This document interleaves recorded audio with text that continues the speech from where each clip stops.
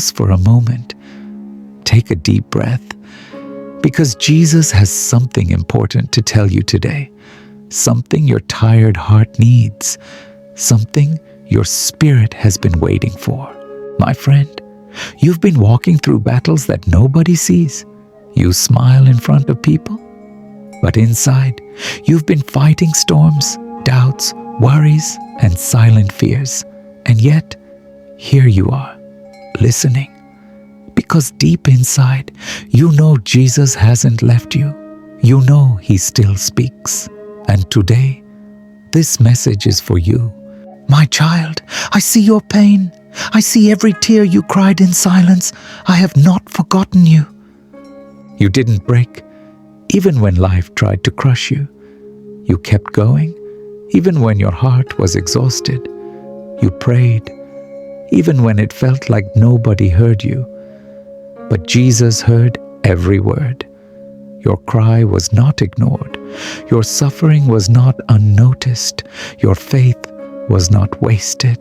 I am walking with you through this fire, and this storm will not destroy you. It will shape you.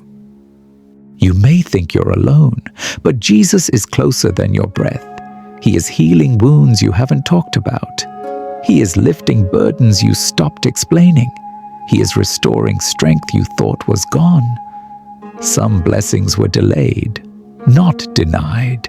Some prayers took time, not because God said no, but because He was preparing something greater. I am restoring your peace. I am renewing your spirit, and I am turning your tears into testimony. Every setback, every disappointment, every lonely night is becoming part of your victory story. You may not see the miracle yet, but it's already on the way.